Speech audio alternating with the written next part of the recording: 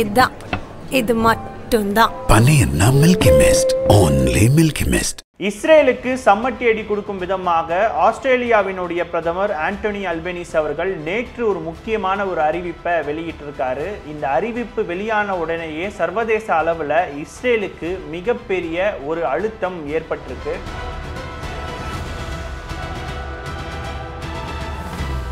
ஆஸ்திரேலிய பிரதமரினுடைய அறிவிப்புக்கு பின்னணியில் இருக்கக்கூடிய முக்கியமான காரணம் என்ன?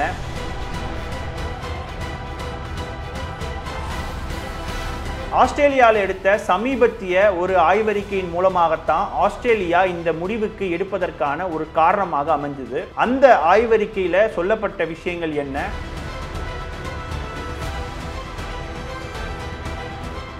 இஸ்ரேலுக்கு என்ன விதமான சிக்கல்கள் வரும் காலங்களில் நடக்க இருக்கு?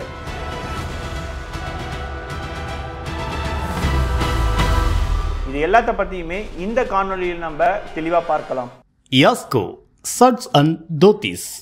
ஆஸ்திரேலியாவினுடைய அதிபர் ஆண்டனி அல்பனீஸ் அவர்கள் நேற்று பாலஸ்தீனத்தை அங்கீகரிப்பதாக அறிவிச்சிருக்காரு. இந்த அறிவிப்புக்கான பின்னணியில் அமைகிறது என்னன்னா, கடந்த வாரம் ஞாயிற்றுக்கிழமை அன்னைக்கு ஆஸ்திரேலியாவினுடைய சிட்னி நகரத்தில் கிட்டத்தட்ட 3 லட்சத்திற்கும் அதிகமான பொதுமக்கள் பாலஸ்தீனத்தின் மீது இஸ்ரேல் நடத்தக்கூடிய இந்த தாக்குதலை நிறுத்தி ஆகணும், அது மட்டும் இல்லாமல் மனிதாபிமான உதவிகள் பாலஸ்தீன மக்களுக்கு போகணும் அப்படின்ற அடிப்படையில் இந்த போராட்டமானது ரொம்பவே தீவிரம் அடைஞ்சதாக நம்மளால் பார்க்க முடியுது. ஆஸ்திரேலியாவினுடைய இந்த போராட்டம் குறித்து நம்மளுடைய மின்னம்பலத்திலேயே ஒரு காணொலியை நம்ம போட்டிருந்தோம். அப்போது இந்த ஒரு போராட்டத்தினுடைய அழுத்தம் காரணமாக ஆஸ்திரேலிய அரசுக்கு மிகப்பெரிய அளவுக்கான நெருக்கடிகள் சொந்த நாட்டிலேயே ஏற்பட்டிருக்கு. கடந்த 3 ஆண்டுகளாக ஆஸ்திரேலியாவில் பல்வேறு விதமான போராட்டங்கள் நடந்தாலுமே இந்த போராட்டம் தான் ஆஸ்திரேலிய அரசுக்கு மிகப்பெரிய ஒரு நெருக்கடிக்கான காரணமாக அமைஞ்சது. ஸோ அந்த போராட்டம் நடந்த கடந்த வாரத்திலேயே ஆஸ்திரேலியாவினுடைய வெளியுறவுத்துறை அமைச்சர் பாலஸ்தீனத்தை நாங்கள் விரைவில் அங்கீகரிக்கிறோம், ஆனால் எப்போ அப்படின்றது தான் நாங்கள் முக்கியமான ஒரு ஆலோசனையை நடத்திக்கிட்டு இருக்கோம் அப்படின்றத சொல்லியிருந்தாங்க. இந்த அடிப்படையில் தான் ஆஸ்திரேலியாவினுடைய பிரதமர் நேற்று அறிவிச்சிருக்காரு. அவர் என்ன சொல்லியிருந்தாருன்றதை இப்போ தமிழில் பார்க்கலாம். இன்று நான் ஒரு முக்கியமான விஷயத்தை அறிவிக்க இருக்கிறேன். வரும் செப்டம்பர் மாதத்தில் நடைபெறும் ஐக்கிய நாடுகள் பொது சபையின் 80வது கூட்டத்தில் ஆஸ்திரேலியா பாலஸ்தீன அரசை அங்கீகரிக்கும் என்பதை உறுதிப்படுத்துகிறேன். பாலஸ்தீன மக்களுக்கு அவர்கள் தமக்கான ஒரு அரசை அமைத்துக் கொள்ளும் உரிமையை ஆஸ்திரேலியா அங்கீகரிக்கும். இது பாலஸ்தீன ஆணையத்திடம் இருந்து ஆஸ்திரேலியா பெற்றுள்ள உறுதிப்பாடுகளின் அடிப்படையில் அமையும். இந்த உரிமையை நனவாக்க உலக சமூகத்துடன் இணைந்து பணியாற்றுவோம். ஆஸ்திரேலியா இன்று இந்த அறிக்கையை வெளியிடுவதற்கு எங்கள் அமைச்சரவை கூட்டத்திற்கு பின் 2 நாடுகள் தீர்வை, அதாவது 2 ஸ்டேட் சொல்யூஷன் முன்னெடுத்து செல்லும் ஒருங்கிணைந்த உலகளாவிய முயற்சியின் ஒரு பகுதியாக முடிவு செய்துள்ளோம். கடந்த 2 வாரங்களாக இங்கிலாந்து பிரதமர் ஸ்டாம் அவரிடமும் பிரான்ஸ் அதிபர் மேக்ரானிடமும் லக்சம்பர்க் பிரதமர் மற்றும் ஜப்பான் பிரதமர் மேலும் கடந்த வியாழக்கிழமை அன்றும் இஸ்ரேல் பிரதமர் நெத்தன்யாகுவிடமும் கடந்த செவ்வாய்க்கிழமை அன்று பாலஸ்தீன ஜனாதிபதி அப்பாஸ் அவர்களிடமும் இதை பற்றி தீவிரமாக ஆலோசித்திருந்தோம். 2 நாடுகள் தீர்வே மத்திய கிழக்கில் வன்முறை சுழற்சியை உடைத்து காசாவில் நடைபெறும் மோதல், துயரம், பசியை முடிவுக்கு கொண்டு வருவதற்கான மனிதகுலத்தின் சிறந்த நம்பிக்கையாக உள்ளது. மத்திய கிழக்கில் நீதி மற்றும் நீடித்த அமைதிக்கான சர்வதேச சமூகத்தின் சாட்சி எப்போதும் சர்வதேச ரீதியாக அங்கீகரிக்கப்பட்ட எல்லைகளுடன் அடுத்தடுத்த வாழும் 2 நாடுகளை, அதாவது ஒரு இஸ்ரேல் நாட்டையும் ஒரு பாலஸ்தீன நாட்டையும் 2 மக்களுக்கும் பாதுகாப்புடன் உள்ளடக்கியது. இந்த அறிவிப்புடன் கனடா, பிரான்ஸ், பிரிட்டன் உள்ளிட்ட நாடுகளுடன் அடுத்த மாதம் நடைபெறும் ஐநா பொது சபையின் பாலஸ்தீனத்தை அங்கீகரிக்க தயாராக உள்ளன. இதுதான் ஆஸ்திரேலிய பிரதமரினுடைய அறிவிப்பில் ஒரு முக்கிய அம்சமாக இருக்கு. ஆஸ்திரேலியாவினுடைய இந்த முடிவு வெறும் மக்களினுடைய போராட்டங்கள் அப்படின்றது மிகப்பெரிய பங்களிப்பாக இருக்கு. ஆனால் இந்த போராட்டங்களுக்கு பின்னாடி அவர்களுக்கு மிகப்பெரிய ஒரு அழுத்தம் இருக்கிறதையும் இந்த இடத்துல நம்ம பார்க்க வேண்டியதாக இருக்கு. ஏன்னா ஆஸ்திரேலியாவை பொறுத்த வரைக்கும் அது ஒரு தீவு நாடாக இருக்கு. ஆஸ்திரேலியாவுக்கு அதிக அளவுக்கான உதவிகள் அமெரிக்காவிலிருந்து தான் வருது. இது மட்டும் இல்லாமல் இஸ்ரேலினுடைய பெரு நிறுவனங்கள் அல்லது இஸ்ரேலினுடைய முதலீடுகள் அதிக அளவுக்கு ஆஸ்திரேலியாவில் இருக்கு.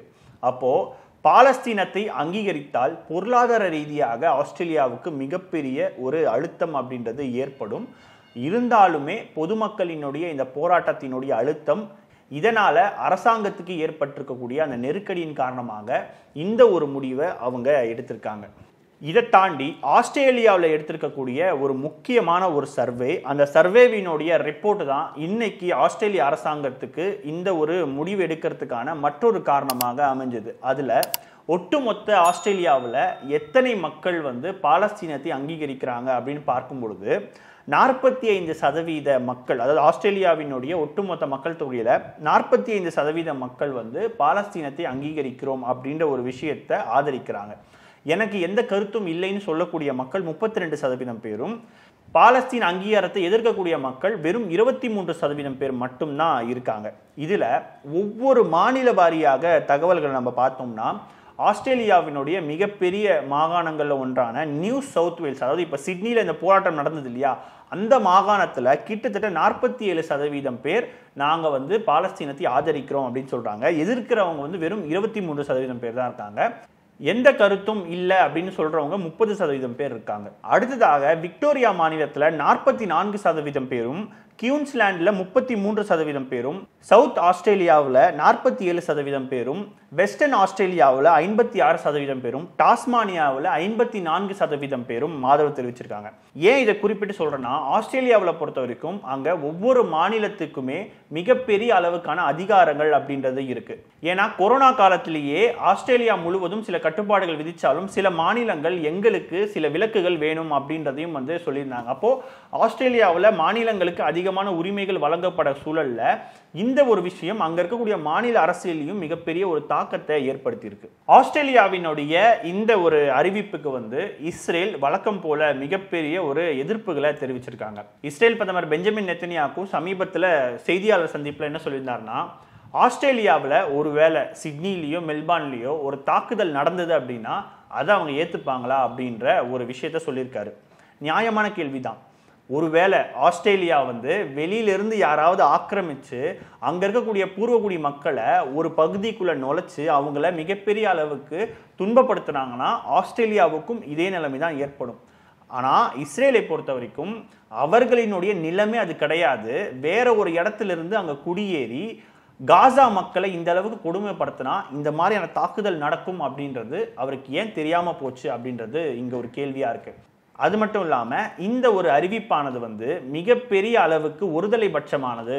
இது மட்டும் இல்லாம பயங்கரவாதிகளை அங்கீகரிக்கக்கூடிய ஒரு விஷயமா இருக்கு அப்படின்றதையும் இஸ்ரேல் தரப்புல குறிப்பிட்டிருக்காங்க. ஒரு பக்கம் இஸ்ரேல் மட்டும்தான் எதிர்க்கிறாங்களா அப்படின்னு கேட்டிங்கன்னா அதுதான் இல்லை. ஆஸ்திரேலியாவினுடைய எதிர்கட்சியான லிபரல் கட்சியுமே மிகப்பெரிய அளவுக்கு எதிர்ப்புகளை ஒரு பக்கம் தெரிவிச்சுக்கிட்டு இருக்காங்க. ஏன்னா இந்த ஒரு அறிவிப்புக்கு அப்புறமா அமெரிக்காவினுடைய மிகப்பெரிய ஒரு எதிர்ப்பை சம்பாதிக்க வேண்டிய சூழல் ஆஸ்திரேலியாவுக்கு ஏற்படும் அப்படின்றதையும் குறிப்பிட்டிருக்காங்க. ஏன்னா கடந்த காலத்தில் நம்ம பார்த்தோம்னா ஆஸ்திரேலியா பல்வேறு விஷயங்களுக்கு இஸ்ரேலுக்கு ஆதரவாக இருந்திருக்காங்க.